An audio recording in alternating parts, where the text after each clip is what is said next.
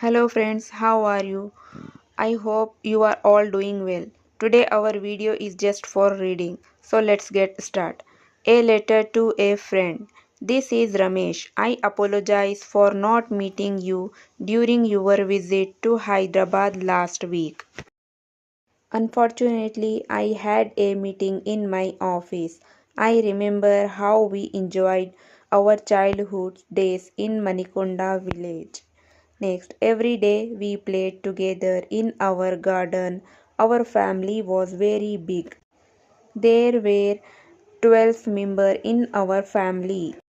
I remember how we played in the moonlight. Our grandma used to give us fruits and biscuits. Our grandma used to tell us fairy tales about the princess, warriors, and the village's boys. Now I am working at Microsoft, a software company, Hyderabad as a computer pro. I am married and we have a child. My wife works at Dell, Hyderabad as a system analyst. You know, city life is quite busy. We start in the morning, leave our child at the baby care center, and come back in the evening with faded faces. We hardly find time to sit together.